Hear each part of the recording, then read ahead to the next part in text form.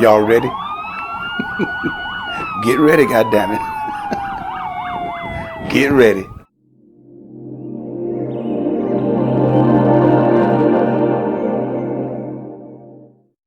Here is a crazy police stopping story. I went to the dollar store to buy some flower pots.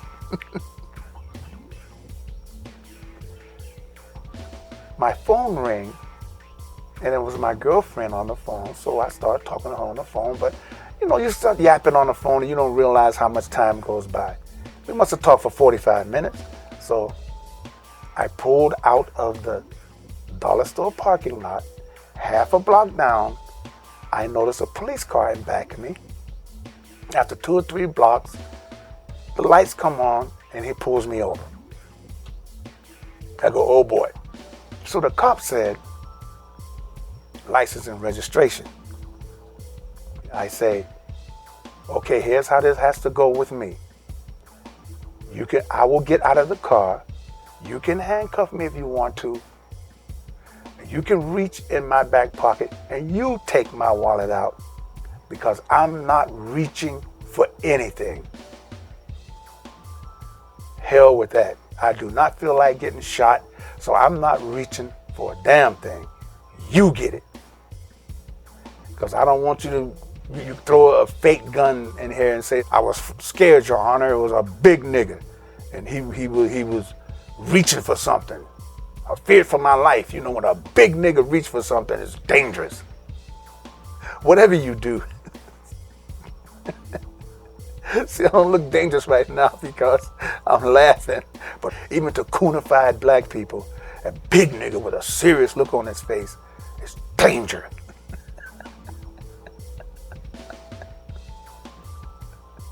It's hard being a big, serious nigga. It's just too hard. So when the guy picks up my wallet, he notices a CD. He picks up my CD. My face is on the cover, and I'm dressed almost the same. Flower shirt, Panama Jack, Caribbean-looking hat. And he says, is this you?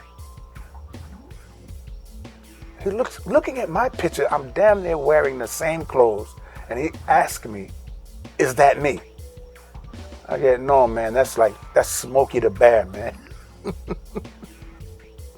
That's who that is. That's Smokey the Bear.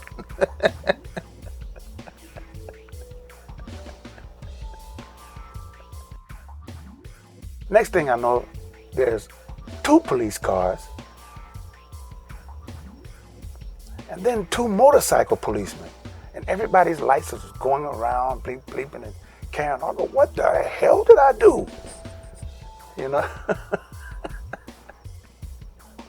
The next thing, the 3rd police car pulls up that says supervisor on the front of the car. And here's where things go into the twilight zone.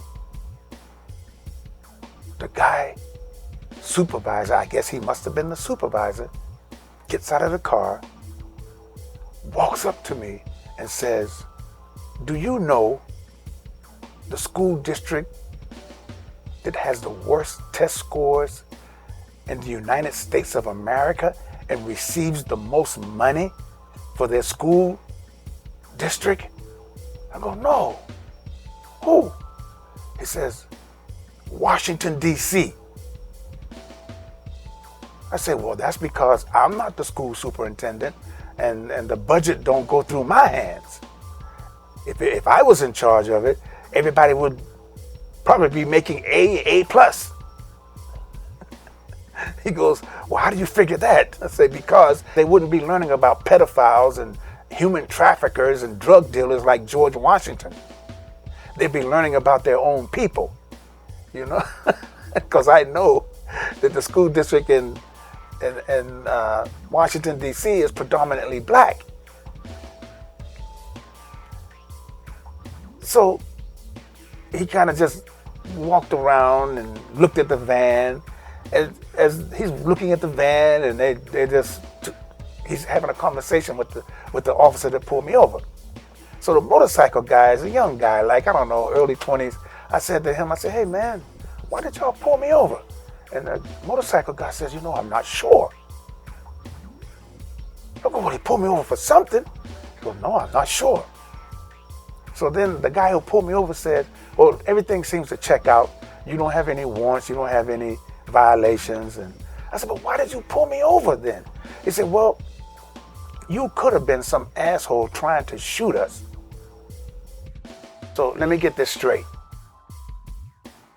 You stopped me because there's a big black man sitting in a truck. So let's stop him because he's probably some son of a bitch who wants to shoot us. Except one thing's wrong. He's not pointing a gun at anyone. But he probably wants to shoot us anyway, so let's stop him. And I'm going, I'm really in the twilight zone. I said, in order for me to be an asshole trying to shoot you, I would have to be leaning out the door, pointing a gun at your car. So I don't have a gun. And if I did have one, I wouldn't be driving, pointing it at police cars. So how can I be an asshole trying to shoot you when I don't have a gun? Well, you could have it in your pocket. I go, oh man. I said, am I free to go? They said, yeah, you were just being detained, but you're free to go. You're free to go. So I drive off thinking, oh man, those guys must be on some serious drugs, man. Serious. They doing some serious heroin or something.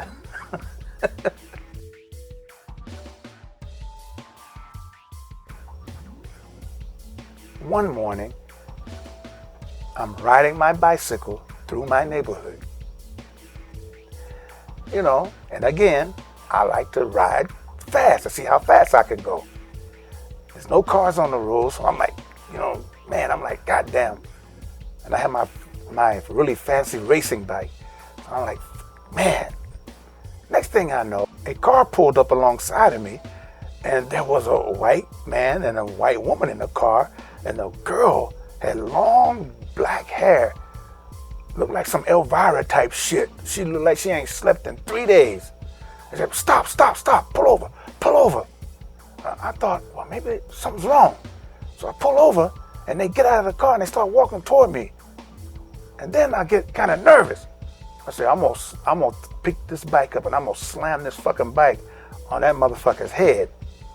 But just as I thought that, a golden badge swung out from under their jacket. I said, oh, these are detectives. And I go, what's wrong? They go, do you have an identification on you? I go, well, my identification is in my backpack on the back of my bicycle. I am not going to reach for it.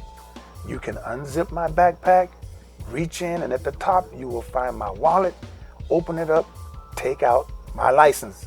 But I didn't know you had to have a license to ride a bicycle. I'm not reaching for nothing. So he opens up, he looks at the license. And I go, man, what's wrong? What happened? He said, oh, we it's no big deal. We had some trouble up on the beach last night. There was like some trouble. Fight, broke out. I said, yeah, the fight that broke out was between 3 white Cubans and it was 2 white Americans. There was no black people in the fight. So why are you stopping me? I'm not responsible for white Cubans and white Americans getting in a brawl.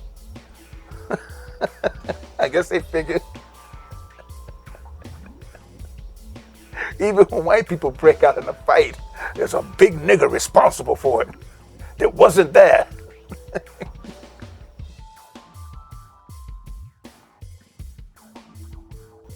He said, how do you know who was in the fight? I say, well, I sing at the beach a lot.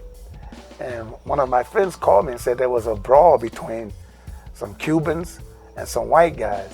But he thought they were all white, but he realized that the three of the guys were Cuban. Well, they were white Cubans, you know. So I guess even if you're not involved in anything, if you're a big serious looking nigga anywhere in the vicinity, you must be responsible for it. You suspicious. Some white people cut each other last night, but the big nigga is in the vicinity, so he must be responsible for it. And it's a serious looking nigga too. Boy, this country's fucked. Man, I ride my bicycle all over the place, man. It's not safe. Not safe, man. I could look like somebody who broke into something. I don't know. According to them, you know, they can just say it was a black man and say that nigga looked like the nigga that broke in. Let's get in the truck, go get that nigga. This could have happened to me a lot of times, man, because I've been stopped a lot of times just walking down the street. Especially in the South. The South has never changed, you know.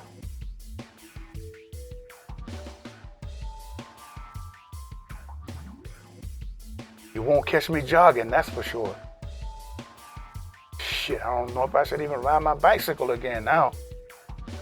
Because they done given the go-ahead for white men to run you down in pickup trucks and just shoot you.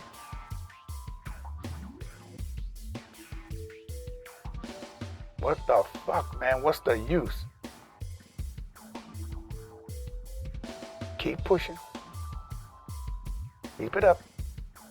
You're gonna get what you're asking for. It's not gonna be what you think. It's not gonna be a walk in the park for you. Keep it up. You're gonna get what you're looking for. It's like that saying, be careful what you wish. You may get it. The only thing is, it's gonna come a lot worse than you think.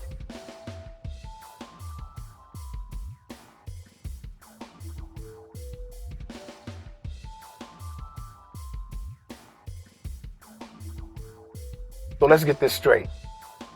There is a virus that started in a lab in China because they eat bats.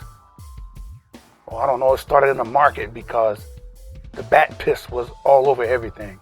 And then it gave people the flu. Then the flu decided to get on a plane and fly all the way to Italy and wipe out half of Italy. This virus got a mind of its own. It jumped from China to Italy. Then the virus decides to get on another plane and come across the ocean to America. But only one thing, when it gets in America, it says,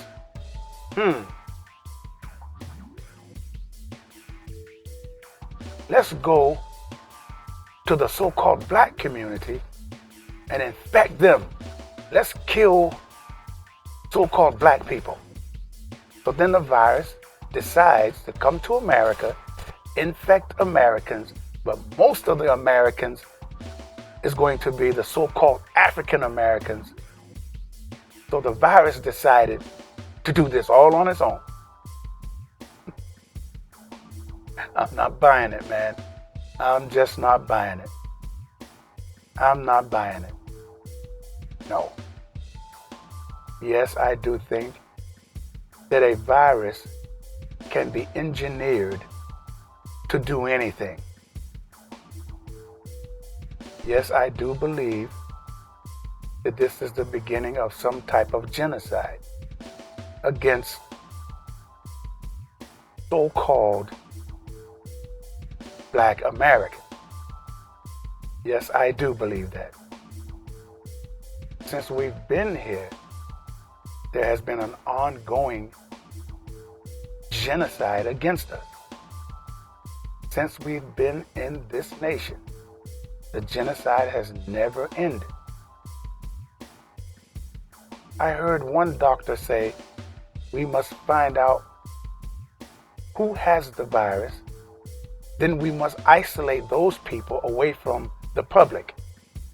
Okay, that's a dog whistle to me that says we must create concentration camps for people who are infected to keep them from infecting the general population.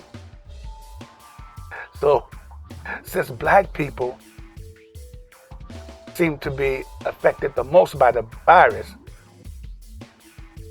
we're going to have to put most of the black population in concentration camps. Man, I could smell the gas from the gas chambers and feel the heat from the ovens already. I can see what this is about. I don't believe a damn word that Bill Gates say. I don't believe a goddamn word that little weasel doctor says. They're all connected to that bitch, Margaret Sanger, who believed that the darker skinned people are nothing but monkeys and should be erased from this realm. They're all connected to her. So their credibility with me is zero. I was about 17 years old when I decided I would never get married and never have any children. And one of the reasons, there's several reasons, but one of the main reasons, I knew that one day there would be a Holocaust type situation, an open Holocaust type situation, where us so-called black folks would be in the same position as so-called Jews of Europe. I told my parents, I can see that one day we will suffer from the same type of Holocaust. They're going to attempt to round us up and put us in work camps. They just need a reason to do so. And we're going to be burned in ovens and gassed in gas chambers and who knows what else. But that's going to happen in America, and I don't want my kids to go through that.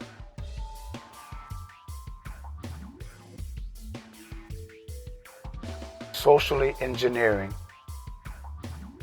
a new Holocaust. They haven't quite figured it out yet. I think this coronavirus is going to justify making laws that put most of us in concentration camps.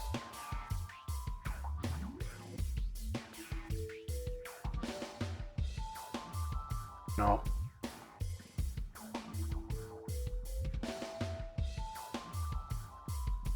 It's a matter of national security.